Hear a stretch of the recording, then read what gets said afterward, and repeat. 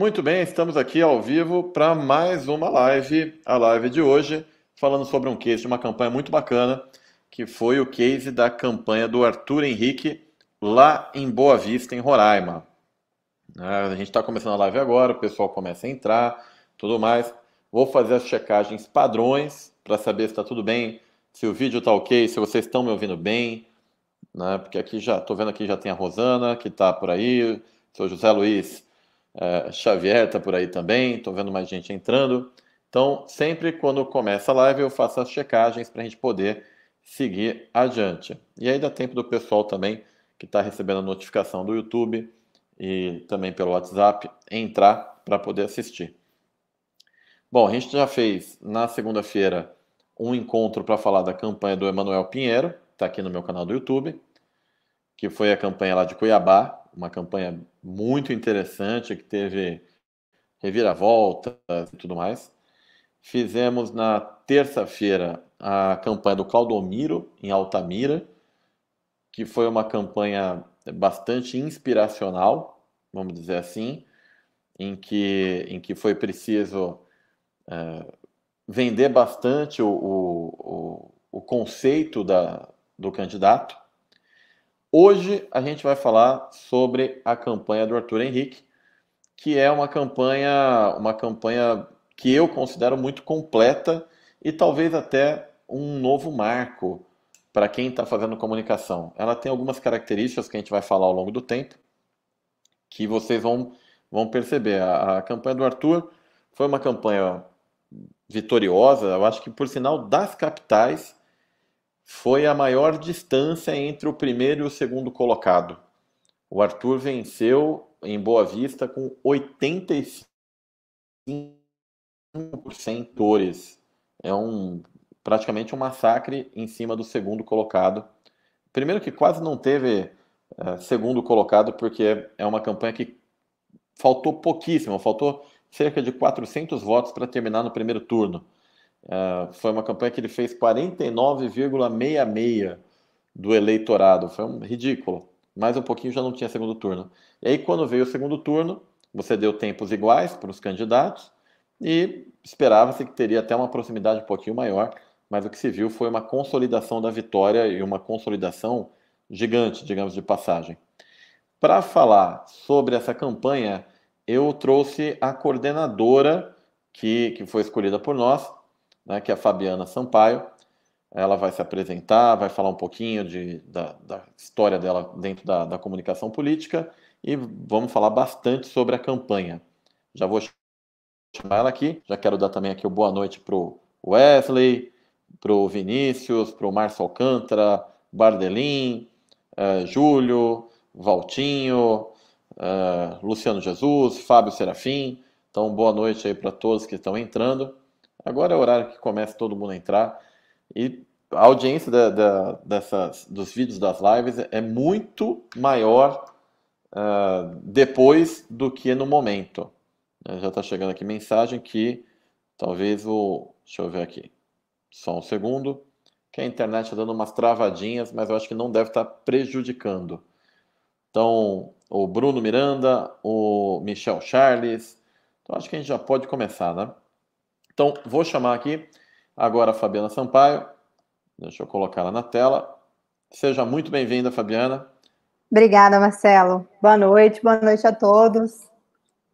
Então, quero começar lhe dando um espaço para você apresentar um pouquinho da sua carreira, falar um pouquinho de você e depois a gente começa a falar da campanha, pode ser?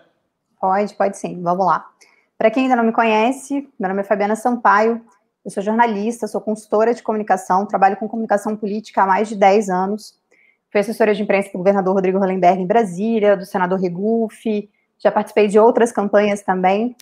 E agora tive essa oportunidade de coordenar o digital lá na campanha de Boa Vista, que foi uma experiência muito bacana. Então já tem bastante tempo aí de estrada trabalhando com comunicação, e principalmente com comunicação política. Muito bem, mas agora no marketing foi a tua primeira, vamos dizer assim, tua primeira experiência ou você já teve alguma experiência anterior? Com o marketing digital diretamente foi a primeira. Eu trabalho com comunicação política, mas mais ligada à assessoria de imprensa, que é a minha área de especialidade mesmo. Mas eu sempre, assim, tem anos já que eu estudo, né? Eu fui sua aluna nos masterclasses, no Guia do Marketing Político. Então, há algum tempo eu já venho percebendo essa necessidade de misturar essas duas coisas, né? A assessoria de imprensa com o digital, com a comunicação digital, com a internet, com o marketing. Então, eu venho já estudando há algum tempo para começar a trabalhar também com isso. Eu vejo que a Fabiana faz parte de um time de profissionais que está tendo que se equilibrar agora nesse novo momento da comunicação, porque são profissionais que vieram do jornalismo, que tem uma comunicação muito mais institucional, menos vendedora, e agora está tendo que também se adaptar a fazer a comunicação em redes sociais, que acaba não sendo propriamente uma tradução literal do que é o jornalismo, né? Porque como assessoria de imprensa, você se dá mais ao trabalho de informar, e quando você está na comunicação, você dá mais o trabalho de vender e criar juros de valor. Então essa é uma migração muito comum dos profissionais. Não sei nem se é uma migração, porque muitos acabam fazendo Eu as acho duas que é um coisas, misto. né? A gente acaba se complementando, né? Eu acho que a gente consegue ser um profissional mais completo quando a gente tem a visão dos dois mundos, vamos dizer assim. E realmente é uma linguagem muito diferente do jornalismo, a linguagem, o formato, tudo. Então, você tem a essência da comunicação, que é muito importante, e a visão política, né, em termos de comunicação, de estratégia, de cenário, mas a forma é muito diferente, a estratégia em si também é muito diferente. Então, foi um aprendizado muito legal, foi uma oportunidade muito bacana. Muito bem. Eu já atuava com digital, mas nunca tinha coordenado, né? Então, essa foi a primeira coordenação de fato. Depois, lá para o fim, eu quero que você fale um pouquinho do que você aprendeu nessa nova experiência. Primeiro, eu quero te perguntar, para que as pessoas entendam o que foi a campanha. A gente vai falar aqui sobre estratégia, sobre as oportunidades que essa campanha tinha para fazer essa diferença de votos, sobre as dificuldades que a campanha também apresentou ao longo do processo. Teve de tudo nessa campanha. A gente teve que fazer uma troca da vice. Então, foi uma campanha, sim, que teoricamente era uma campanha tranquila, mas acabou tendo alguns momentos ali que exigiam um pouco mais da comunicação. Mas eu quero começar do início. Primeiro, explica um pouquinho para o pessoal como é que se montou o quadro político, né? Porque a gente tinha ali uma coligação que era uma coligação pequena, então dá uma conversadinha aqui, explica para o pessoal quem eram os adversários do Arthur. Tá, se eu esqueci de alguma coisa, você me ajuda aí e me complementa. Bom, eu acho que é importante, a primeira coisa a dizer é que o Arthur era o candidato da Tereza, né?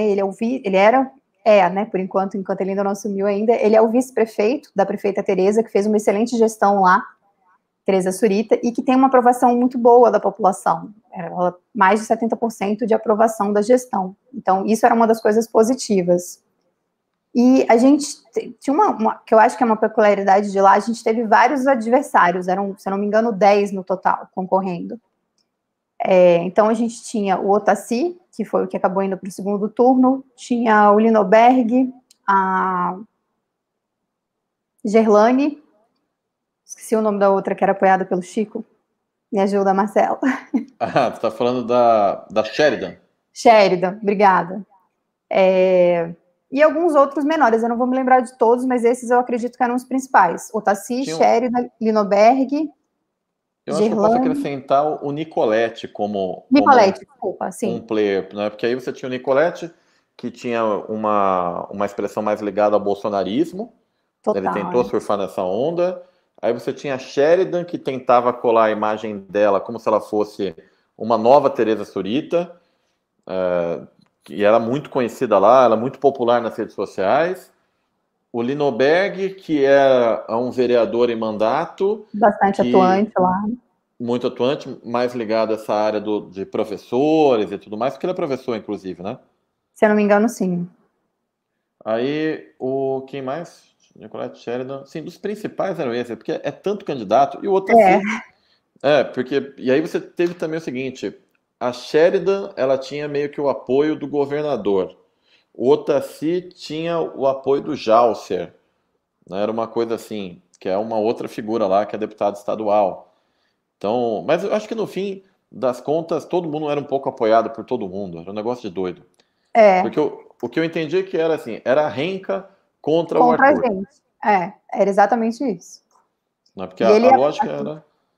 Pode Desculpa. falar. Não, então, isso, eu não sei se você quer começar a falar primeiro das facilidades ou das dificuldades, né, das vantagens e desvantagens que a gente tinha, mas isso foi uma das coisas, assim, a gente tinha todos os candidatos contra o Arthur, então ele apanhava de todo mundo no primeiro turno.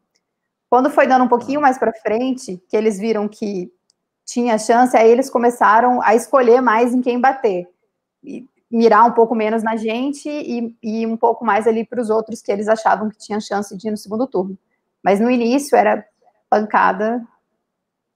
Eu fiquei até com um pouco de dó da Sherry, porque assim, o primeiro programa dela, eu me lembro dela apresentando o Chico Rodrigues, e ela abraçava o Chico Rodrigues, aquele senador que teve um problema lá do dinheiro na cueca e tal, e ela abraçava o Chico Rodrigues e falava assim, esse aqui é o tio Chico, um exemplo de dignidade, de luta, não sei o que. Primeiro programa eleitoral, a pessoa bota o tio Chico, chamado de tio Chico, no palco de um evento, e aí na semana seguinte, tio Chico estava com a Polícia Federal na casa dele. Então foi um... Foi um baque para ela, foi uma das coisas que enfraqueceu muito ela, sem dúvida. Porque assim, você acabou de elogiar o cara, não deu nem tempo de você curtir um pouco. E ela não conseguiu de verdade descolar da imagem dele, né? Ela tentou depois, mas não funcionou muito. Tem uma coisa que eu acho bacana até falar com quem está assistindo, que é o seguinte, ela tentou surfar muito na onda da Tereza Surita, que é uma figura muito popular. A Tereza tem uma aprovação ótima, ela tem redes sociais que são ativíssimas, né? Ela tem uma equipe que faz ali um trabalho bastante, eu acho que mais até pautado no entretenimento e mistura informação, que eu acho bacana dentro do caráter local, e a Sheridan tentou surfar nisso. Então, para quem está assistindo, já fica uma dica. Se você não é dono daquela mensagem, ou seja, se aquela mensagem é de outro político, não faz sentido você tentar surfar na onda. Porque o eleitor não quer o genérico.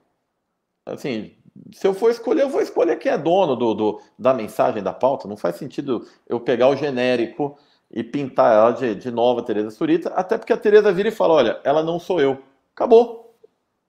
Sim, e a Tereza teve que falar isso algumas vezes, né? Porque, inclusive, surgiram vários boatos de que a Tereza estaria apoiando a Sheridan. Então, isso foi uma coisa que é uma maluquice completa. Então, eu acho bacana o seguinte, aí tem lá naquela campanha tinha uma diferença de coligação. A coligação do Arthur era o MDB, o Avante e o PMB? Era o Partido da Mulher Brasileira? Assim, era uma coligação muito pequena. Sim. Era uma coligação que deu ao Arthur, eu não lembro bem se foi 51 ou 59 segundos de tempo 57, de TV. se eu não me engano, segundos de TV. Então, assim, você pensa num bloco de 10 minutos, né? Você tem 57 segundos que seja para você apresentar suas propostas e defender legado. E você tem 9 minutos para apanhar. Né? Porque é diferente, assim, até quem está assistindo, quando você faz uma campanha de sucessão, que era o caso, você tem não só que apresentar suas propostas, mas tem que fazer uma defesa de legado. E aí, quando todo mundo todo mundo contra você, você tem, ou seja, nesse caso o Arthur tinha 1 minuto para apresentar suas propostas e ainda se defender dos ataques. Como é que foi trabalhar nesse sentido, Fabiana? Como é que foi o equilíbrio de forças? Na verdade, o digital foi o que fez diferença nesse sentido, né? Primeiro teve uma escolha de que a gente não faria, nesse sentido, a campanha como um todo, né? O comando da campanha decidiu que não faria uma campanha de ataques, já que também o tempo era muito curto, que a gente iria para as propostas, para a defesa do legado, para mostrar quem era o Arthur. Então, o digital teve um papel fundamental no primeiro turno, justamente para equilibrar essa falta da TV que o Arthur tinha, comparado aos outros candidatos. Então, a gente fez testes com impulsionamento para ver o que rendia mais, né, o que convertia mais com os vídeos, o que mais, né, e aí a gente identificou que não bastava dizer só que ele era o candidato da Tereza. Mesmo sabendo que ele era o candidato das Tereza, as pessoas queriam saber quem era ele, o que ele já tinha feito, e daí foi importante a gente ter feito, por exemplo, a entrevista Diamante, que a gente tirou dali coisas para mostrar quem era o Arthur, né? Tanto do caráter pessoal, né? Uma pessoa família, trabalhadora, todo o histórico dele de emocional, quanto também como profissional, né? De onde ele veio, o que ele já tinha feito, a participação dele na gestão. Então, e muito impulsionamento foi o que a gente fez para conseguir fazer o Arthur se tornar conhecido e conseguir equilibrar ali as forças de quem tinha tanto dos outros que tinham muito mais tempo de TV que a gente. Eu vou explicar uma coisa para o pessoal, que é o seguinte, o que é uma entrevista diamante? Pouca gente, é um termo que muita gente não está familiarizado. Diamante é quando você faz uma entrevista em que você pergunta a vida toda do candidato ou da candidata, começando com a relação, você pergunta da infância, você pergunta da relação dele com os pais, como é que foi no colégio, como é que foram as escolhas profissionais, os relacionamentos amorosos, o que esse candidato enfrentou de desafio na vida, quais são as influências que ele tem na área política. Por que você faz uma entrevista dessa? Porque ao longo de uma campanha você não vai conseguir parar um candidato para que ele fique te falando quem era o melhor amigo da infância dele, ou onde ele costuma ir com a família comer no final de semana. Então, quem é da comunicação tem que gerar conteúdo e não pode parar o candidato. Candidato, é o seguinte, agora é dia dos professores, me fala aí o nome da tua professora que você mais gostou. Poxa, você não pode parar isso. Então você faz uma entrevista em profundidade, que acaba levando 2 horas, 3 horas.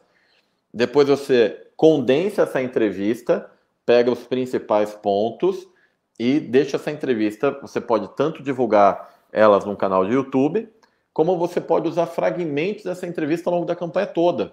Que foi isso que a gente fez, que a Fabiana falou. Essa entrevista ela deu um embasamento, porque o profissional de comunicação ele não é um especialista em candidato, naquele candidato. Que essa é uma coisa importante, né, Fabiana? Quando você vai fazer campanha num lugar da qual você não conhece a região, você não conhece a história de vida do candidato, que é o que acontece na maior parte das campanhas, você não se mete a besta de ficar pensando como o eleitor pensa. Eu acho que o eleitor pensa assim. Então, é feita uma série de entrevistas e testes para que você tenha o arquétipo cultural da região e também consiga saber como o candidato pensa, para na hora que você for organizar os conteúdos esteja alinhado com o pensamento do candidato. E assim você tem menos refação. Teve alguns casos assim, né, que foram utilizados. Me lembro que na pré-campanha a gente já utilizou. Sim, e não só para o conteúdo também, né, Marcelo, mas para algumas vacinas também, né? A gente tinha uma das nossas principais desafios, né, uma dificuldade, não chegou a ser exatamente uma dificuldade, mas era um desafio, era uma coisa que a gente tinha que estar sempre atento, é que um dos vices anteriores da Tereza foi um vice, se eu não me... acho que o nome dele era Eliezer, uma coisa assim. Foi uma pessoa que foi escolhida pela Tereza e que depois virou as costas, traiu, destruiu a cidade. Então, tinha sempre essa suspensão, e a oposição usava um pouco isso contra o Arthur, né? De, vai ser o novo Eliezer, vai ser o novo, vai trair de novo, né? Então, tentavam botar nele uma pecha de insegurança, de que seria repetir uma história que não deu certo. Então, isso foi uma coisa também que a gente precisou trabalhar. E foi mostrando as características do Arthur que a gente desconstruiu isso. Né? O fato dele ter sempre trabalhado ao lado da Tereza, a lealdade, o caráter, o fato de ser família, a religião, tudo isso a gente tirou um pouquinho lá também dessa entrevista e foi botando em momentos estratégicos para mostrar, para criar essa concepção dos valores do Arthur, passar isso para o eleitor. Tem até uma pergunta aqui interessante, que aqui, ó. O Roberto Miller está perguntando, foi por ser candidato a Tereza ou pelo digital que ele teve força para ser eleito? Roberto, é o seguinte, pode falar você e depois eu falo. Não, acho que eu prefiro deixar você falar primeiro, então. Roberto, assim, tanto a vitória quanto a derrota em qualquer campanha eleitoral é que nem a queda de um Boeing. Assim, não é uma coisinha que faz um Boeing cair, não é uma coisinha que faz um candidato ganhar ou perder. Você tem um cenário, porque só ser candidato de alguém não faz, consequentemente, que uma eleição seja vencida. Tanto é que você tem no Brasil 5.700 municípios e você não teve uma taxa de sucessão né, tão grande assim. Todo, senão todo prefeito fazia seu sucessor. Então, não basta ser isso. Historicamente, dentro da comunicação política, a gente vê que você pega a aprovação de um prefeito e quando ele vai transferir voto, ele transfere cerca de 30% do que é aprovado. Então vamos supor que esse número foi maior com o Arthur. Vamos supor que dos 80% de aprovação, 40% ela conseguiu transferir para o Arthur logo no primeiro momento. Então 4 vezes 8 é 32, né? Então você tem. Ele larga com 32%. Isso já é um belo, vamos dizer assim, é uma bela faixa de largada. 32% ele já está no segundo turno praticamente. Então eu acredito que ele está no segundo turno tem com certeza a ver com a força da popularidade e da aprovação da prefeita.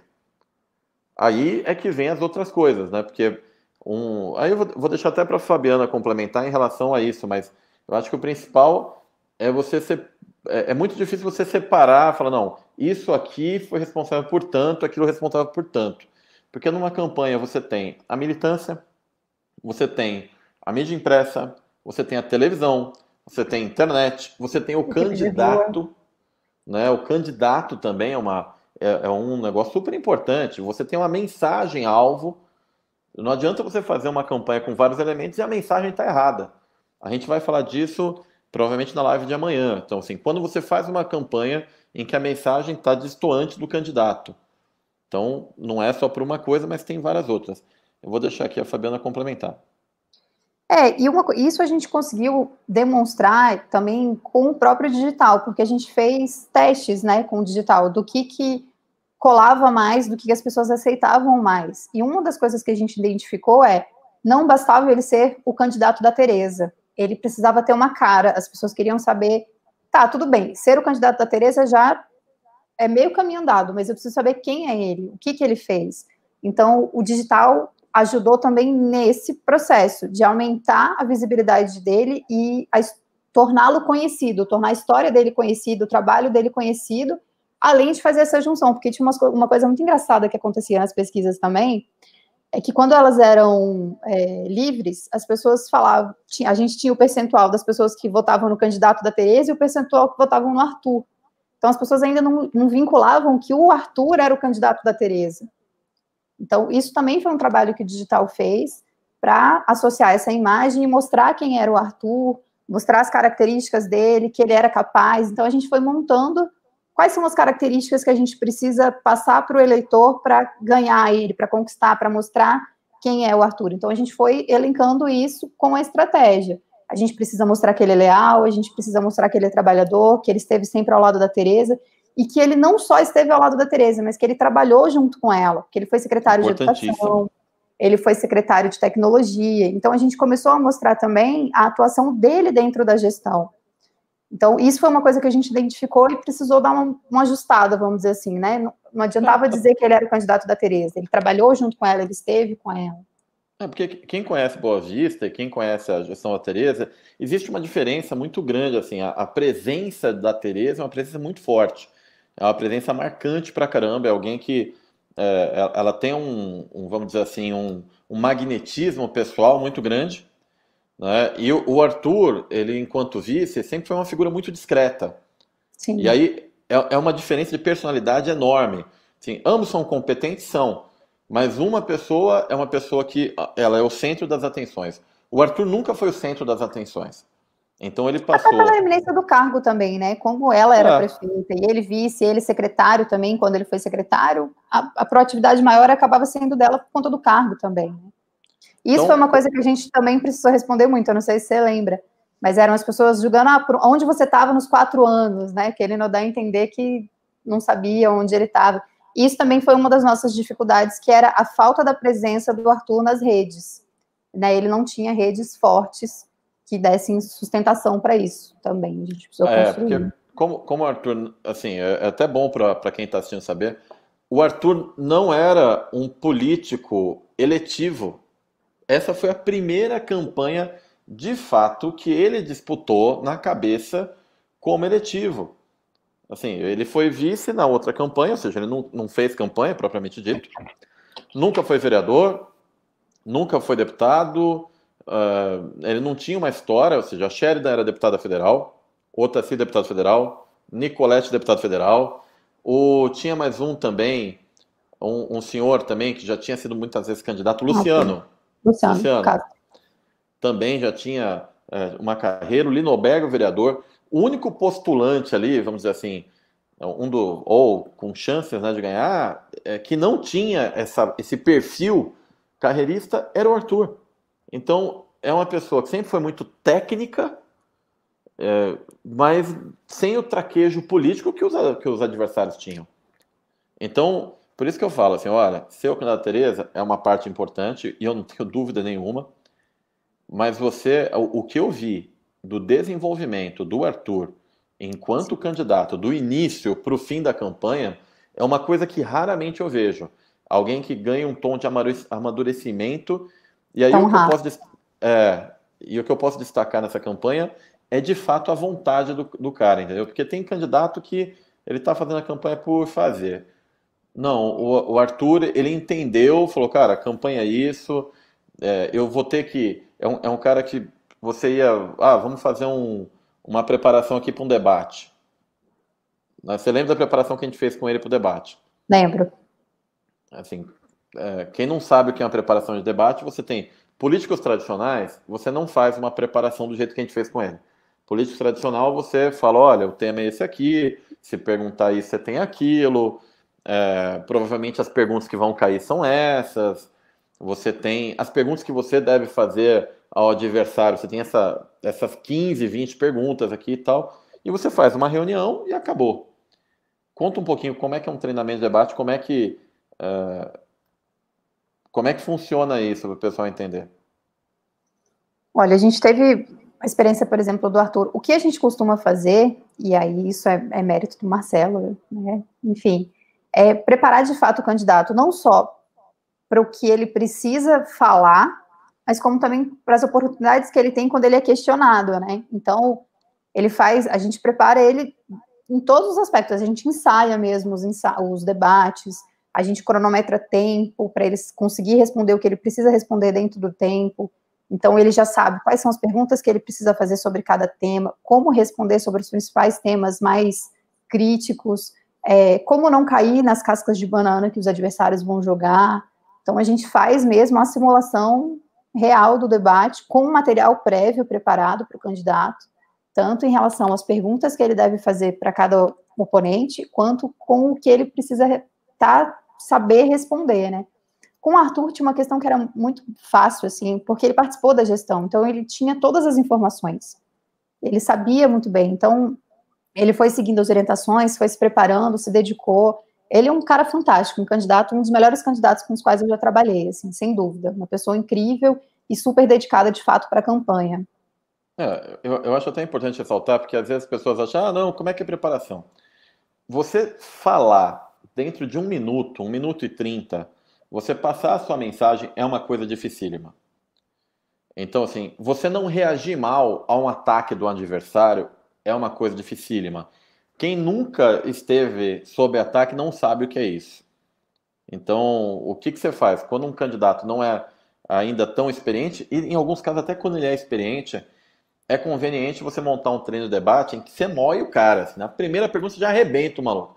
É pau. Aí, porque ele já dá aquela baqueada, falou, opa. Falei, pois é. Porque quando você vai disputar uma eleição dessas, que tem muita coisa em jogo, não espere que o adversário vai vir com caixa de bombom para você.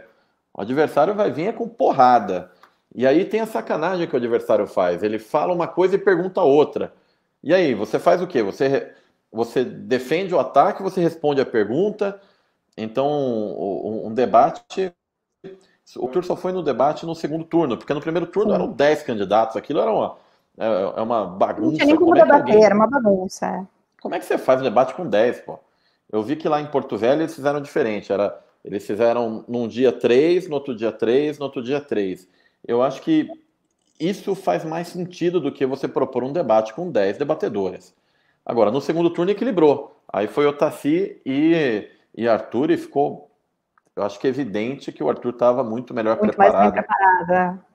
No primeiro, eles foram em dois, né? No primeiro, para quem, assim, as pessoas acham que realmente, que isso, imagina, é fácil.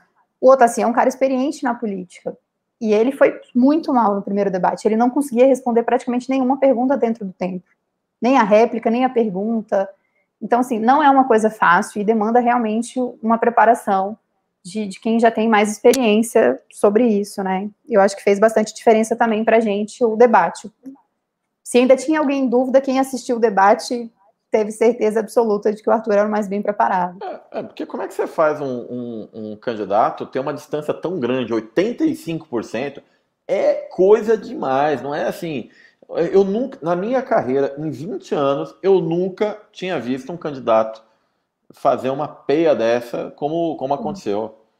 E assim, acho que é uma coisa legal da gente destacar é que foi uma peia, mas foi uma peia assim, de uma campanha super limpa e sem ataque, né? A gente não foi para ataque em momento nenhum. A gente, no máximo, isso é importante. Fez comparações, assim, de como era o hospital da prefeitura e o hospital do governo, né? Eu acho que isso foi o mais... E a gente fez também um VT com as propagandas, as promessas malucas, né, de alguns candidatos, mostrando que eles já estavam... Rapaz, tinha gente que estava prometendo colocar Wi-Fi e luz de LED em 50 mil postes, cara. Assim, você tem coisa que não dá, entendeu? Tinha cartão de crédito para... Tinha um monte de coisa. Eles estavam prometendo creche para recém-nascido, com um monitor para cada criança. Umas coisas bem malucas, assim. Então, a gente criticou no máximo a proposta maluca, né? As coisas assim, mas a gente, em momento nenhum, foi para o ataque pessoal e nem para o embate, né? A gente não escolheu o adversário também, isso também fez parte da estratégia, acho que é legal se ressaltar. Sim, porque e daí é importante. Quando você tem uma campanha, fica aí de aprendizado para quem está assistindo. Se você tiver uma campanha com muitos candidatos e você está, vamos dizer assim, ou você é o candidato da sucessão ou você está numa reeleição, a última coisa que você deve fazer é polarizar com alguém. Porque se você polarizar com alguém, por mais que a sua gestão tenha sido boa, sempre vai ter alguém que vai estar insatisfeito. Daí é normal, em qualquer gestão vai ter alguém insatisfeito. Pode ser um percentual pequeno? Pode. Mas aí o que acontece? Quando você polariza com alguém, você joga aqueles insatisfeitos direcionados para um adversário, que não deveria ser. Então, o Arthur não polarizou com ninguém. Assim, ele não falava o nome de adversário nenhum em momento algum. Porque senão você polarizava com ele, você levantava um adversário. Tanto é que o perfil de votação no primeiro turno, a maioria dos adversários ficou ali, 10%, 10%, 9,5%. Né? Todo mundo ficou embolado. Podia ter ido o Lindbergh para o segundo turno, né? Podia ter ido a Sheridan, podia ter ido o Nicoletti. Então todo mundo ficou meio próximo. Sim. Agora, por que ficou todo mundo meio próximo? Porque não houve o anti-Arthur ou anti-Tereza. É importante que quem está assistindo saiba disso. Aí tá aqui, ó. Aqui, ó, falando da pré-campanha. A pré-campanha representa, nesse sentido, um percentual de tempo e trabalho intenso. Esse conteúdo precisa ser produzido cada vez mais antes da campanha começar. A entrevista de diamante, por exemplo. Sim, a entrevista de diamante foi feita na pré-campanha. E é importante dizer para vocês que a gente seguiu a legislação literal. Nós não fizemos nenhum anúncio na pré-campanha. Teve muita campanha que meteu o pé pelas mãos, enfiou o pé na jaca, fez anúncio. A gente não fez. A gente teve que contar com audiência orgânica e vamos que vamos. Compartilhamento, um treinamento outro de mobilização virtual, porque você tinha mobilização de rua e mobilização virtual. Tinha lista de transmissão, mas é isso que dava para fazer, porque a gente não podia impulsionar. Tem aqui, eu vou deixar até para você, Fabiana. Aqui, ó, como os candidatos que não alcançaram o segundo turno se posicionaram? Apoiaram o sucessor ou outro? A gente recebeu o apoio explícito, né, de dois. A primeira a declarar o apoio foi a Gerlane, e o segundo, se eu não me engano, foi o Luciano Castro. Foi. Acho que explicitamente os dois. De forma declarada, assim. É uma questão, assim, que o candidato mostrou apoio, mas a gente não divulgou o apoio. Porque não tem... Imagina, a gente já está ali. Lá teve um negócio É. importante que foi a diferença do Ibope. Ah, sim. Esse foi bom. Pode falar. É. Então, a gente tinha as pesquisas internas, né, e o tracking que estava sendo feito, que sempre mostrava a gente já muito à frente do segundo colocado, que era o Otacílio. Mas no Ibope, as duas primeiras pesquisas que eles divulgaram, na primeira, se eu não me engano, acho que eles botaram o Otacílio em primeiro lugar, e uma das duas eles colocaram o Otacílio em primeiro lugar, eu acho que foi na primeira, se eu não me engano. E na segunda eles colocaram eles muito próximos, né, um do outro. Então, isso gerou meio que uma instabilidade, um susto, assim, até mesmo na equipe, né, parte da equipe ficou, porra, mas como assim, vocês falam o tempo inteiro que a gente está na frente, essa pesquisa do Ibope e tal. E aí a gente conseguiu desconstruir isso também, até porque o Ibope teve esse problema em vários outros estados, né, que não foi exatamente... A pesquisa, ela ouvia um número menor de pessoas, um número muito pequeno, se eu não me engano, cerca de 500 pessoas, e por telefone, então, enfim... E aí, em seguida, outras pesquisas saíram, e aí a gente divulgava essas outras pesquisas, mostrando a realidade, que a gente estava à frente, enfim, foi um Não, trabalho mas também. na semana da eleição tinha uma pesquisa que dava Foi. a Putz, gente com 28, a gente empatado com cota-se 28-28. Aí, mas pera essa aí a lá. galera já tava assim, tipo, putz. Não, 28-28. Aí você abre a urna 49-10. Olha, eu vou dizer que eu já vi margem de erro, mas isso é margem de, pô, não é possível que assim, você erra tanto, você erra 20 pontos. Eu nunca vi um negócio desse na minha vida e também em lugar nenhum. Lá foi a primeira vez que eu vejo uma pesquisa de Ibope.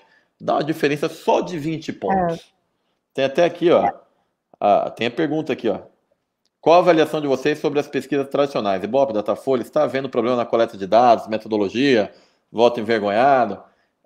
Olha, para dar 20% de margem, vou te dizer que eu acho que está tendo outro tipo de problema aí.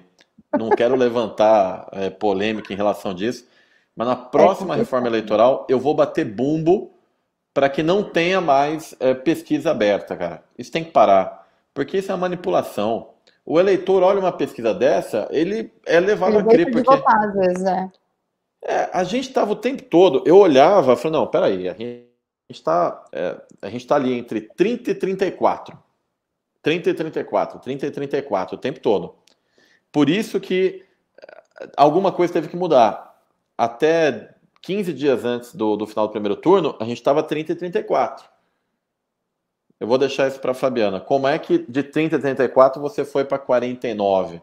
Claro, tem uma força de rua que aumentou ao longo, que é normal. Toda campanha você tem fases, né? A rua vai encorpando ao longo do tempo, mas vou deixar aí para a Fabiana. Uma das coisas que a gente identificou é que, mesmo com os impulsionamentos, mesmo com o que estava sendo feito de trabalho em outras áreas, né, na rua e tal, ele estagnou nesse dado e não subia. E o que a gente começou a ver é que, até esse momento, a mensagem-chave da campanha era a continuidade do trabalho. O Arthur vai continuar o trabalho que ele vem realizando junto com a Tereza. Desse momento em diante, a gente começou a ver que as pessoas queriam mais, elas queriam saber da expectativa de futuro. Tá, ele vai dar continuidade do trabalho da Tereza, mas o que ele vai fazer? Quais são as propostas dele? Que até então o foco estava muito no legado, na defesa do legado, do trabalho que tinha sido realizado, mas a gente sentiu que as pessoas queriam mais, elas queriam compromissos futuros, elas queriam ter uma visão de futuro, do que assim, palpável ia ser realizado.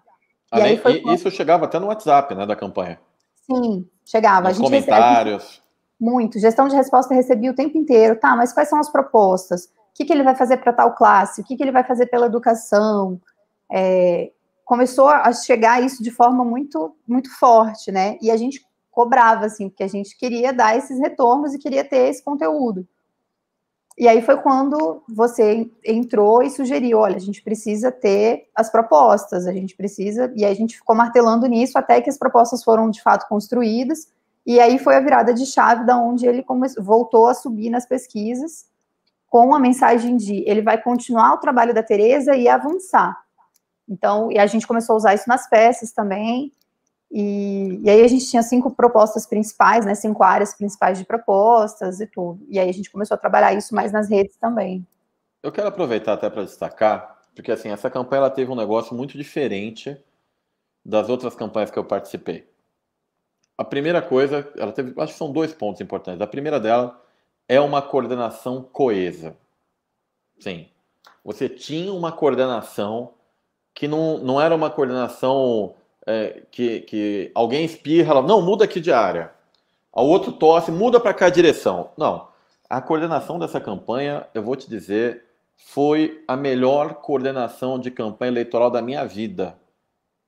Assim, você tinha um eixo da campanha desde o primeiro dia, e esse eixo não se abalava, né? O eixo não se abalava com comentário, com a pesquisa do Ibope que deu ruim, com fake news.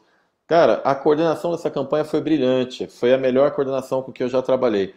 E você vê, né? Eu fiz lives aqui que eu falei que a coordenação foi difícil.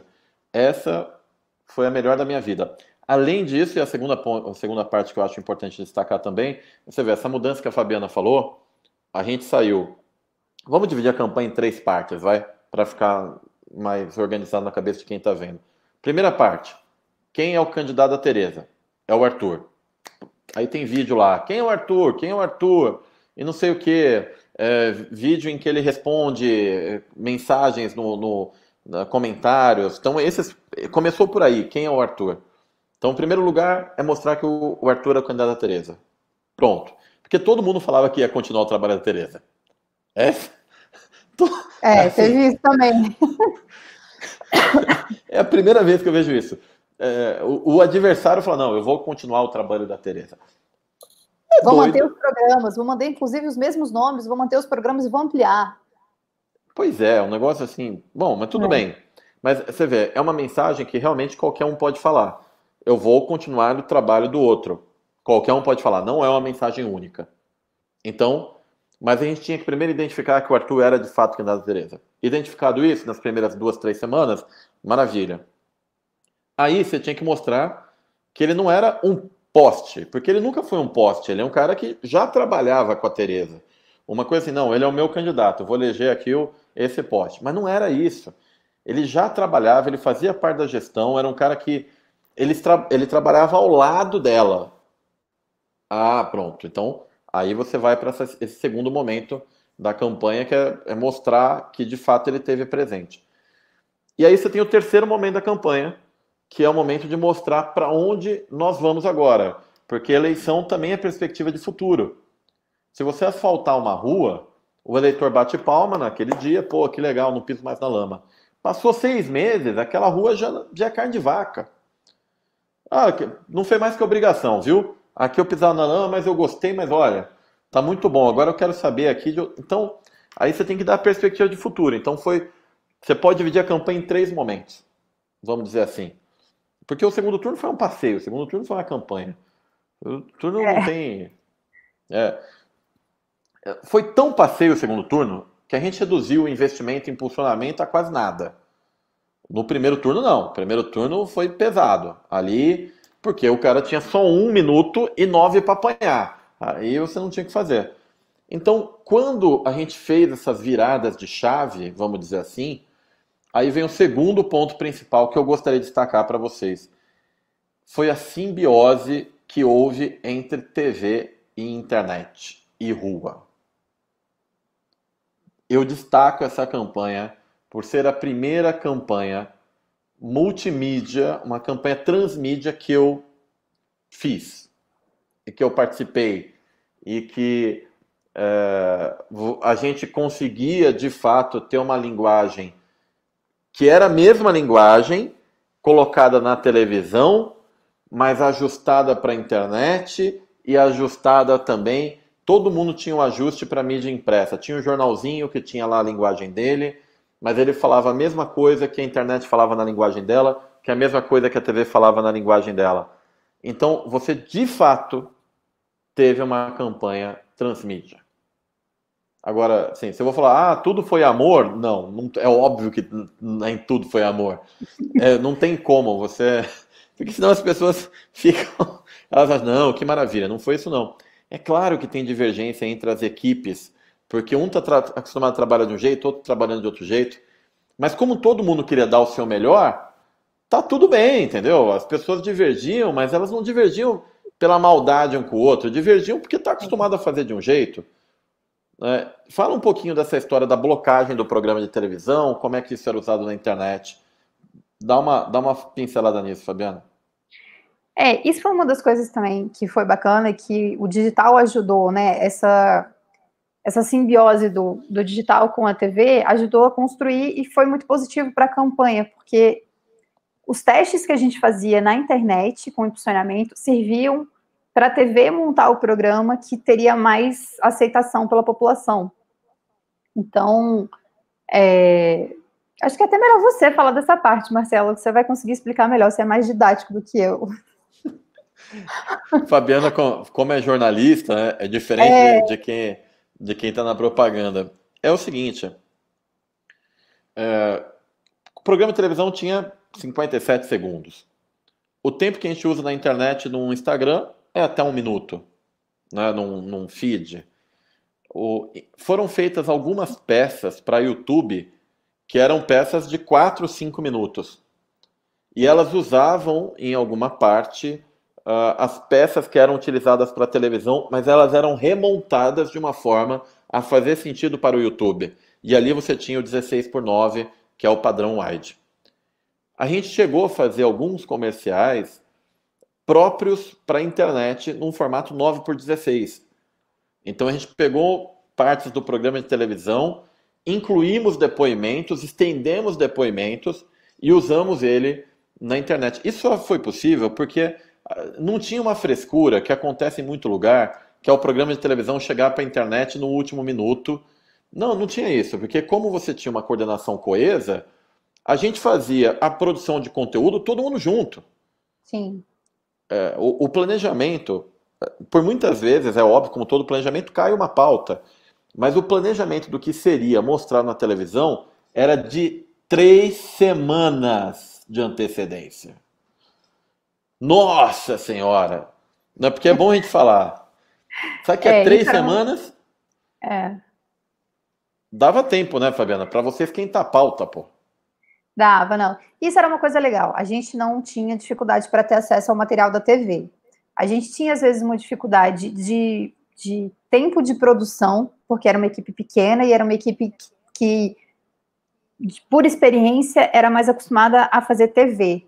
Então, eles, às vezes, tinham uma certa dificuldade para adaptar o programa para a linguagem da internet. Mas a gente foi vencendo isso, assim, aos poucos.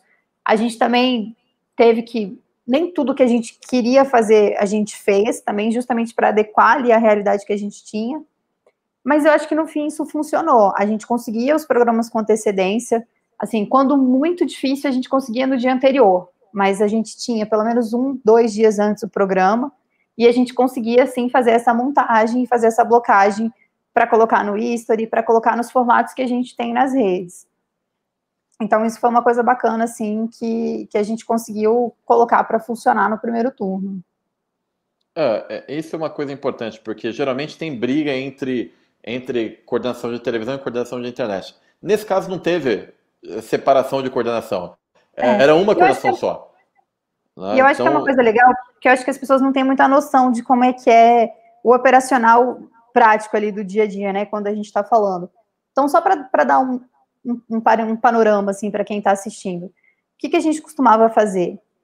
Quando o Marcelo estava em Boa Vista, a gente fazia uma reunião com a equipe de criação, que daí tinha o redator, estava eu, o Marcelo, os designers, o diretor de arte, e aí a gente fazia, baseado na estratégia, o que a gente ia tratar em cada semana, e a gente fazia isso casado. Então, a TV vai dar tal coisa, então o digital vai dar aqui para esquentar, para dar isso aqui. Então, a gente fazia a estratégia casada, né? E reforçava o que a TV dava na internet com o impulsionamento também. Então, a gente estava ali, nesse sentido, muito alinhado no primeiro turno, de falar a mesma linha, usar a mesma linguagem, ter o mesmo tema, principalmente. A gente teve esse cuidado e conseguiu fazer isso. e como a gente, assim, eu sempre falo isso, campanha, você sabe o que você tem que falar. Não vem não, velho. Se você não sabe, você é um perdido, você tinha que estar vendendo cachorro quente. Na boa, você sabe. Então, tudo bem, aí você tem que ajustar o tom, tem que ajustar o tom, tem que ajustar a forma, tem que ajustar a forma. Poxa, mas você sabe, cara, tem um negócio aqui muito legal que foi o Parque Ayrton Senna. Cara, você tem que falar daquele negócio. Como é que você vai fazer uma campanha sem falar de um parque super legal que foi feito na cidade? Eu vou falar, então, lá os caras fizeram um teatro municipal fantástico. Bom pra caramba. O teatro municipal deles é um teatro que foi feito ali bom. Como é que você não vai falar do teatro? Você sabe que você vai falar. Se você já sabe que você vai falar, elenca tudo que você tem que falar. Eu tenho aqui até hoje. Eu tenho aqui o meu mapa que eu fiz no meu primeiro dia. Se eu pegar aqui, ele tem todas as coisas que deveriam ser faladas ao longo da campanha. Vou até pegar aqui, ó. Eu E tenho aí a tudo isso gente aqui. mesclava isso um pouco, né? Assim, colocava um pouco de legado, um pouco de proposta, um pouco mais de quem era o Arthur, e a gente ia montando a programação e com várias peças e com vários formatos. Além dos vídeos que a gente tinha que vinham da TV no primeiro turno, porque a gente aproveitou a maioria, porque eles estavam muito bem casadinhos, assim, e a gente ajustava pouca coisa para colocar eles no digital. Então a gente usava muitos os vídeos. Aí, ó. Ah, não vai dar para ler porque eu tô longe da câmera aqui. Mas tem aqui, ó. Isso aqui tem tudo. Isso aqui é do primeiro dia, tá? Primeiro dia. Tá aqui. O eixo da campanha do que tinha que ser mostrado tá aqui. E acho que Anotado ali, olha. Pode falar, Fabiano. não, uma coisa que eu acho que é importante também as pessoas ressaltarem é que não basta você ter o que você vai falar, né? Você precisa ter o levantamento desses dados. Isso foi uma coisa que para a gente funcionou muito bem. A gente tinha uma pessoa que era local e que fez o levantamento de tudo. Então, sobre cada bairro, a gente tinha o que a gestão tinha feito naquele bairro e o que faltava fazer. Então, a gente sabia a Ó, quantidade de ruas asfaltadas, a gente sabia as escolas, as unidades básicas que tinham sido construídas. Isso ajudou muito a gente a ter conteúdo no digital e na gestão de respostas também. algumas coisas a gente teve que adaptar, porque a nossa linguagem é diferente. Então, quando eu falava, por exemplo, de zeladoria, zeladoria em Boa Vista não quer dizer nada. Lá, zeladoria é serviços urbanos. Então, que é poda de árvore, é isso, aquilo. Então, são coisas que você vai ajustando de acordo com a linguagem local. Né? Você tem uma experiência de fora, mas aí tá aqui, tudo certinho. Olha, o que eu tinha que falar aqui, que eu não podia deixar de falar? Sobre o social, família que acolhe, cabelos de prata, projeto Crescer, o jovem aprendiz, tudo aqui. Primeiro dia. Primeiro dia. Aí, depois que você tem um mapa de tudo que você tem que falar, bom, cabe agora você estruturar. Porque se você for falar de todas as coisas no meio de uma campanha, ninguém vai entender nada. Então, assim, vamos falar na primeira semana de educação, na segunda de saúde, na terceira de segurança. Você tem que ter um mapa do que você fala quando, para você martelar. Então, segunda, terça, quarta, quinta, sexta, sábado, só educação. E aí você vai trazendo, traz agora um personagem que é alguém que recebeu o serviço, traz uma professora, traz não sei o quê. É super importante você ter uma coerência e aí os programas ficam bem amarrados. Tem aqui uma pergunta, tá aqui, ó. Como gerenciaram a crise quando surgiu a questão da formação dele? Ó o diamante aí, Fabiana. Isso não chegou a ser, pelo menos na minha visão, né, Marcelo? Você me corrige se eu estiver errado. Não chegou a ser exatamente uma crise, porque o Arthur nunca falou que é formado, né, que se graduou. E no Diamante, ele conta toda a história dele, da escolha que ele fez, que ele saiu de Boa Vista para estudar. E ele passou numa das faculdades mais concorridas, que é a USP. Então, ele estudou lá. E ele estava estudando para se formar quando ele recebeu uma proposta muito boa de uma multinacional para começar a trabalhar. Então, ele continuou trabalhando e estudando. Só que chegou num dado momento que não estava sendo possível mais conciliar o estudo com o trabalho. E ele precisou se sustentar, precisou se garantir, né? Então, ele aprendeu, estudou e trouxe essa experiência, esse aprendizado que ele teve fora de Boa Vista, tanto estudando quanto trabalhando em grandes empresas, em grandes multinacionais, para levar isso para a cidade, para implementar isso lá. Então, com as entrevistas e com o trabalho dele, a gente mostrou isso. O Arthur, ele começou na prefeitura como administrativo mesmo. Ele trabalhava no administrativo, as pessoas viram o potencial dele para a área de tecnologia, ele começou a implementar várias melhorias de informatização na prefeitura, e aí foi por isso que ele foi chamado para ser secretário de tecnologia da Tereza. Então a gente juntou isso. A experiência que ele juntou fora, que ele, tanto estudando quanto trabalhando, ele escolheu voltar para Boa Vista para trazer isso para a cidade. Então a gente foi mostrando isso, o trabalho e a escolha difícil que ele teve que fazer, porque foi de fato uma escolha difícil. Se a gente for falar em crise, aí eu vou te citar outras que foram bem maiores. A gente teve um problema muito sério durante a campanha, que foi o falecimento da vice, que foi a Edileuza. Edileuza, ela foi uma vítima do Covid. Então, em dado momento, a campanha para. A campanha praticamente parou uma semana. Foi. Porque ela foi internada, depois ela veio a óbito, o que foi um momento muito difícil para toda a equipe, que a Edileuza era uma figura presente, muito querida, era uma figura muito querida por todos lá, então foi uma comoção grande, as coisas meio que ficaram suspensas. Como é que você vai fazer campanha sendo que sua vice acabou de falecer e ela sendo uma pessoa muito querida? Então, calhou até da gente ter acho que a missa de sétimo dia dela foi ou no sábado ou no domingo anterior ao dia 2 de novembro, que é o dia de finados. Então, a campanha parou uma semana e só foi retomada mesmo, de fato, no dia 3 de novembro, que foi após o dia de finados. Assim, não tem como você retomar uma campanha no final de semana anterior ao finados, você retoma ela no dia 3. Então, a primeira, eu acho que é uma crise, que é como é que você lida com um negócio desse acontecendo e você tendo que fazer campanha. Foi um momento bem delicado. E a gente teve muito cuidado para que a gente não fosse acusado de estar usando a campanha para estar usando o falecimento da Edileuza para fazer campanha. Então, isso acho que foi um aprendizado. Assim, eu já tinha um pouco dessa noção, mas a gente viu na prática que nem todo mundo tinha esse mesmo entendimento.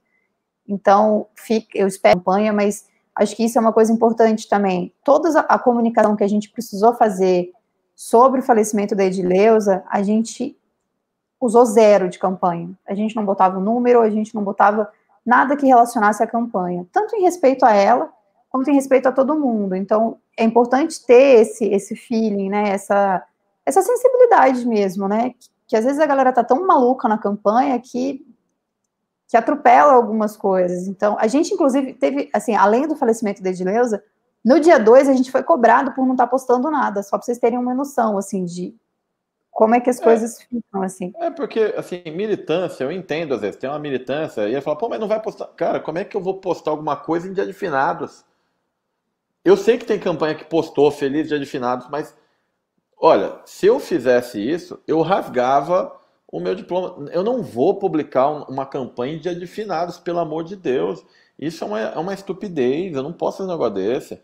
Outro, tudo bem, eu não. Bem, e aí eu falei, olha, pessoal, eu não vou fazer nenhum tipo de publicação promocional dentro do dia de finados. E ainda mais dentro de um histórico desse, as pessoas entenderam e foi tudo bem. Tem uma segunda crise que eu acho importante ressaltar. Porque essa tinha potencial de dar problema. Que foi a história dos professores. Então, a gente tinha uma equipe misturada, né? Então, a gente, enfim, o fato é que em virtude também do falecimento da Edileuza, algumas coordenações da campanha mudaram e ficaram um pouco num processo de transição ali. Uma das coisas que sofreu esse abalo foi a agenda do Arthur. Então, por algum motivo, o contato, que era o contato da agenda do Arthur, que as pessoas ligavam e mandavam mensagem para agendar reuniões, né, foi cessado. E aí isso começou a gerar uma demanda muito grande, tanto nas redes sociais quanto no WhatsApp da campanha. E aí tinha um grupo que era um grupo pequeno, eles não eram uma classe, eles não representavam de fato a classe dos professores, eles eram um conselho pequeno. Não, ligados ao adversário, ligados, né? Ao adversário. Só que eles começaram a fazer muito barulho, muito barulho, muito barulho. E aí eles mandaram uma mensagem, e a gente já tinha respondido infinitas vezes que a gente estava, em virtude do falecimento da Edileuza, refazendo a agenda, que a campanha tinha ficado uma semana parada e tal. E, assim, eles ficaram insistindo já na maldade mesmo. Até que numa hora saiu uma mensagem de que não teria agenda. Estava sem agenda. O Arthur estava sem agenda para receber. Porque virou uma bagunça, né? Porque assim, quando você não tinha a vice, todas as agendas meio que o candidato tinha que fazer, porque até arrumar o outro vice tem um tempo. Então, realmente a gente passou a ter problema de agenda. Sim. E aí, esse grupo pegou esse print do WhatsApp e começou a divulgar que o Arthur não recebia professor. Que o Arthur não recebia professor, que ele era um secretário de educação que não recebia professor. E aí isso começou a ter uma certa... a crescer nas redes, assim, tanto no WhatsApp quanto na gestão de resposta, a gente começou a identificar isso, começaram a botar esse print em tudo que é post, veio uma militância do Linoberg e tal. E aí foi onde a gente falou, cara, a gente precisa fazer alguma coisa, precisa tomar uma atitude. E aí, conversando com o Marcelo, ele sugeriu uma alternativa, que foi se reunir com um grupo que de fato era representativo, e aí o Arthur fez uma reunião com, acho que tinha mais de 500 professores ali, foi uma reunião bem grande, muito grande mesmo. E a gente simplesmente registrou essa reunião. O Arthur reunido com os professores, recebendo os professores, mostrando, falando sobre os pontos que eram críticos, né, o que eles queriam. Tinha uma discussão sobre Fundeb e sobre... eram 2 pontos. Agora o segundo... Sobre incorporação de gratificação. Incorporação da gratificação, que era ilegal e que um candidato da oposição tinha prometido, e a gente precisava, inclusive, explicar isso. Foi mais uma das coisas também. Então, a gente fez um post mostrando a quantidade de gente que estava nessa reunião, e isso foi o suficiente para arrefecer, a galera acalmar, e a gente foi com resposta em cima disso. Toda vez que vinha alguém questionar, a gente falava, olha, o Arthur recebeu, tarará, e não só isso, né? Junto com isso, a gente mostrava todas as coisas que eles tinham feito para os professores, porque foi uma gestão que, de fato, fez muito pelos professores. E a gente colocou depoimento também de professores falando da gestão. A gente teve 2 depoimentos que foram mais... que tiveram mais destaque, assim. Um era um professor da área rural, e o outro era uma professora de artes, falando de quanto melhorou em relação ao material, de como melhorou as salas de aula, o ensino, tudo, falando que adoram o Arthur, que nele confiavam, que ele foi o melhor secretário de educação que teve, que o diálogo sempre esteve aberto. E aí foi isso que a gente fez, e essa história morreu, mas essa história deu uma rendidazinha, assim, cresceu, tinha potencial para virar um problema grande. E aí é uma coisa que eu sempre ensino nas aulas, você não deve responder a um ataque diretamente. Então, assim, tem lá um grupo que é um grupo muito vinculado a um adversário que está falando que você não recebe professor. Não vá você responder a isso diretamente. Faça uma grande reunião com os professores e mostre que aquela fala não tem... ela não encontra a realidade, entendeu? Você não deve ser pautado pelo adversário, porque senão todo mundo vai querer te pautar. Mas você também não pode deixar o negócio crescer. Então você coloca um posicionamento que mostra claramente que aquela proposição não faz sentido algum. Então, aí, eu lembro que essa reunião aconteceu, se eu não me engano, no dia 3 de novembro, porque você teve finados, a gente não podia retomar a campanha antes de finados, esse problema começou a acontecer, se eu não me engano, entre terça e quarta dessa semana da morte do falecimento da Edileuza. Então, quando é que você vai fazer essa agenda? Tem que fazer depois do dia de finados. Você não vai fazer antes. Foi esse tempinho apanhando, foi. E aí foram 3, 4, 5 dias tomando piaba do adversário e tendo que manter as coisas em ordem, né? Porque assim, você toma piaba e quieto, não adianta você falar. Aí faz a reunião, foi uma reunião muito boa mesmo. E assim, sim, aquilo ali era moleza, gente, numa boa. Porque quando você comparava a educação no município com a educação estadual, a educação do município dava um banho na estadual. Sim. Isso daí, quem tinha filho na escola municipal e na escola estadual sabia a diferença que era. Então, você não precisava vender uma coisa que não era, você só tinha que informar praticamente e mostrar a tua versão dos fatos ali. Então, para mim, foram as 2 crises, né? Uma que realmente eu nunca tinha passado, que era você ter que fazer uma troca de candidato, e como é que você faz essa troca de uma forma respeitosa. É um negócio também difícil, porque quando é que você pode falar, pessoal, então, eu sei que está todo mundo aí sensibilizado, mas a gente precisa retomar.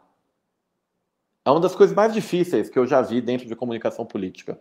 Porque se você errar o tom, já era. Aí você quebra a militância, porque comunicação política, principalmente uma campanha majoritária, é uma mensagem.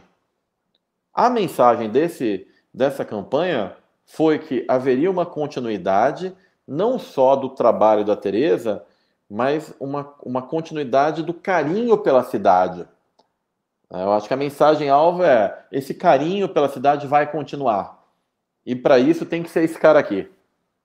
Pô, como é que você faz uma campanha falando de amor, de carinho, de cuidado, você dando porrada em adversário, você agindo com insensibilidade?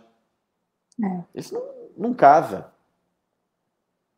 Fabiana, a gente já está aqui estourando nosso tempo. Eu vou deixar aí. Eu imagino que você deve ter mais algumas coisas que você quer ressaltar? Ou passou tudo aí já? Eu acho que a gente falou de quase tudo. Teve só duas coisas que foram dificuldades importantes e que a gente não mencionou. Uma foi o ambiente de compra de votos lá, que era uma coisa que davam... A gente tinha um certo receio, porque Não, você tinha já a pesquisa Ibope, a pesquisa dando a gente para baixo. E aí todo mundo falando que ali comprava votos para caramba. Na semana do primeiro turno, eu não lembro quantas mil cestas básicas foram apreendidas. Foi, várias coisas, Mas 10 mil cestas básicas foram apreendidas. E a outra coisa é que tem mais, na verdade, tem mais duas coisas além dessa. Uma é a característica, lá, a Boa Vista tem uma característica de campanhas muito agressivas, né, de muito ataque e ofensas pessoais, né, então isso era uma coisa que até a mim me dava um pouco de medo, e que a gente conseguiu sair, lidar bem com isso e tocar bem, também muito por conta das características tanto do Arthur quanto da Teresa, enfim. E a outra coisa era a quantidade de boatos. Gente, eu nunca vi tanto boato surgir e ganhar força, assim, como em Boa Vista. Era um negócio maluco, assim. E é até hoje, eu continuo acompanhando as redes deles e a gente vê, todo dia tem que botar alguma coisa para desmentir um boato. E aí eu acho que é legal a gente falar também da estratégia, assim, de como é que você desfaz um boato. Não é necessariamente falando do boato, mas mostrando a verdade de outra forma. Então, a gente teve boatos de que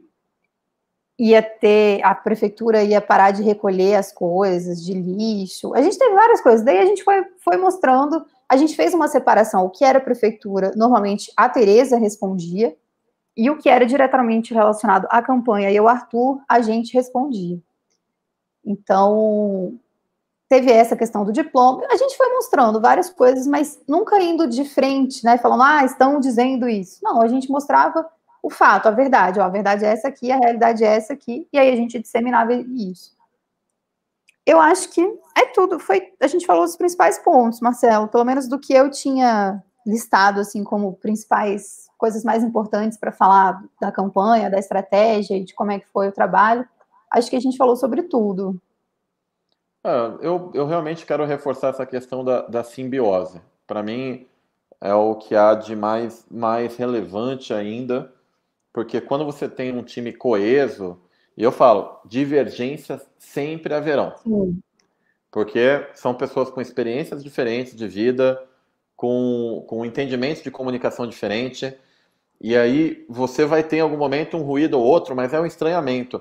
E eu acho que boa parte do ruído, inclusive, quando acontece nesses casos, ele se dá pelo timing da campanha, né? Você não tem tempo para sentar e falar, não, vem cá que eu quero te explicar isso aqui melhor. Você tem que, não, cara, eu preciso disso aqui urgente. É igual o jogo de futebol. O cara não fala, por favor, por gentileza, por obséquio, eu gostaria que você cruzasse uma bola lá na área, mas eu quero ela com 30 metros e, se possível, que ela venha girando assim, né, nesse ângulo. Você não faz isso. O cara grita, pô, toca essa merda, desgraçado. É mais ou menos isso. Mas, no fim, o que vale mesmo eu acho que é a vontade de fazer o melhor. Dentro de uma Boa campanha. Vista, a gente teve uma característica, porque várias pessoas que estavam trabalhando no digital estavam fazendo isso pela primeira vez, assim... Muitas. Nunca tinham feito campanha, nunca tinham trabalhado com o que elas estavam trabalhando. Então, por exemplo, a gente tinha gente que estava trabalhando na gestão de respostas que nunca tinha feito aquilo. A gente tinha, enfim, uma infinidade de pessoas na equipe que não tinham exercido a função que elas estavam exercendo e não tinham feito campanha. Editor de vídeo que está acostumado com TV, cara, até virar a chave que o formato é 4x5, Você elimina as vinhetas, né? Não tem mais vinheta, começa agora o programa. Isso não existe no digital, né? Você não. E aí pô, isso daí até virar essa chave leva um tempo. E eu acho esse estranhamento do jogo, vamos dizer assim. Como eu peguei todas as fases de campanha eleitoral, eu já não tenho tanto esse estranhamento. Eu converso muito bem com a mídia impressa, converso com a televisiva e converso com o digital. Então, em dado momento, por exemplo, o programa que era de 50 e poucos segundos, a blocagem dele tinha a ver com o resultado do impulsionamento, mas eu vou explicar isso aqui melhor. Então, o que a gente percebeu? Fizemos vários testes, né? Um vídeo começando com a Tereza, passando para um cidadão e indo para o candidato. Um vídeo começando com o cidadão, indo para o candidato, indo para a Tereza. Um vídeo começando com o candidato, indo para o cidadão, indo para a Tereza. Ou seja, a gente fez várias composições e a gente foi mensurando o tempo de permanência em vídeo, né, baseado nesse fatiamento.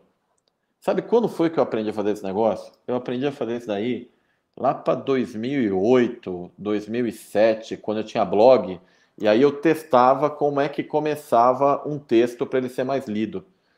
E aí o impulsionamento nos deu esse norte. A professora Natália Mendonça fez o impulsionamento de toda essa campanha, e aí ela foi me dando, olha, Marcelo, quando a gente começa com o munícipe, as pessoas tendem mais a ver do que quando a gente começa direto com o político. Então, isso daí, isso foi levado para a televisão. A televisão começou a blocar o programa eleitoral de acordo com o resultado de impulsionamento. Então, isso já é uma amostra da simbiose. É quando você usa a internet de uma forma inteligente. Você está usando ela para fazer um teste de sensibilidade. Eu tentei fazer isso em 2018, na campanha do Geraldo Alckmin. Aí eu levava estatística, o caramba 4, e não dava. Sempre alguém falava assim, mas a internet é diferente da TV. Cara, não adianta, é o tempo de permanência em vídeo. É estatística, né? Então, no impulsionamento, você consegue ter uma pesquisa que ela é uma pesquisa quantitativa com gosto de qualitativa. Quem trabalha na simbiose aproveita o melhor dos dois mundos. Então você tinha um material de vídeo muito bom para a internet, e você tinha um material, uma montagem de conteúdo muito boa para a televisão e o desdobramento disso para a rua e para as demais ações. Então eu destaco aí essa campanha transmídia como sendo a coisa mais importante e a campanha mais transformadora que eu já vi nesse sentido. Em nenhuma outra eu consegui fazer a mesma coisa. Só nessa. E é claro, eu tenho que agradecer muito ao candidato que foi. Ele comprou a comunicação, porque sem o candidato comprar a comunicação isso não existe. A coordenação que foi fantástica, que bancou, mesmo diante, às vezes, de questionamentos, ela falou, não, se você está dizendo isso, eu confio. E bancou, assim, foi tudo perfeito. Eu não tenho o que falar. E o resto são bobagens, é coisa de campanha normal. Mas o resultado mostra, né? Mostra como é que tudo isso se dá. 85% dos votos só se dá num negócio desse, que todo mundo foi bem, entendeu? Não tem ninguém ali que tropeçou. A rua não tropeçou, os apoiadores não tropeçaram, o candidato não tropeçou, TV, internet, rádio, ninguém tropeçou.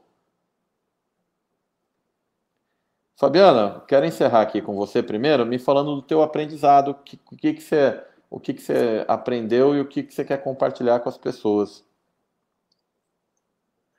Marcelo, foi uma experiência muito boa. Eu já tinha trabalhado com campanha, coordenando outras áreas que não o digital.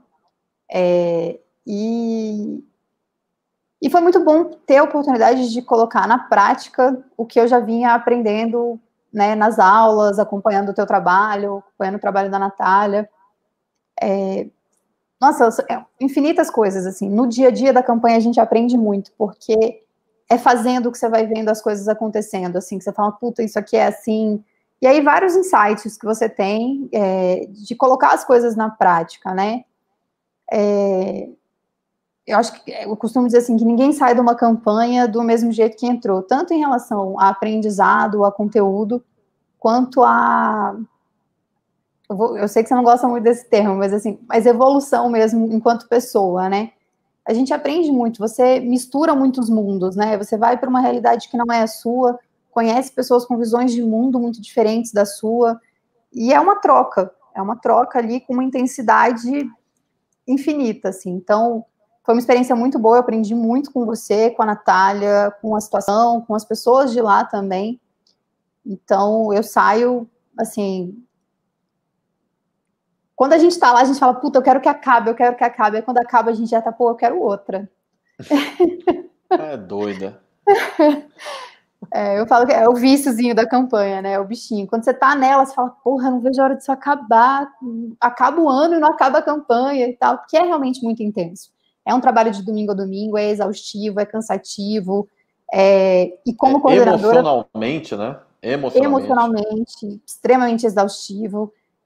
Você tem ali uma carga de responsabilidade muito grande, que às vezes quem está embaixo não entende essa responsabilidade e a urgência que você tem, e não entende que às vezes uma palavra que muda, pode mudar completamente o que você está querendo dizer enquanto mensagem. Então, eu tinha um pouco isso, assim, eu tinha a minha visão da comunicação e da comunicação política, mas foi uma das coisas que eu precisei aprender a lidar, foi com, às vezes, a ter que ser um pouco mais didática no trato ali com a equipe para, porra, não dá para explicar agora por que isso tem que ser diferente e por que a gente precisa fazer assim, mas a gente precisa disso assim para agora e vamos embora e vamos pro pau e tal. Então, e eu acho que pra gente que não é da cidade, né, tem o fator estar longe, né? Eu fiquei longe da minha cachorra, para mim foi mais difícil. Então, mas foi uma campanha maravilhosa, eu aprendi muito, eu só tenho a agradecer, tanto a você, quanto a Natália, todo mundo. Queria fazer um agradecimento especial também para a equipe que trabalhou comigo lá, tem pessoas fantásticas, a Janine, todo mundo, assim, a gente... naquela loucura de campanha, a gente acaba não fortalecendo muitos vínculos pessoais, mas eu só tenho a agradecer, foi muito bom trabalhar com essa equipe, aprendi muito, e obrigada também, Marcelo, Natália, pela oportunidade, e ao candidato também, que foi fantástico, só levo coisas boas. Muito bem. Bom, Fabiana, vou aqui me despedir de você e vou continuar aqui.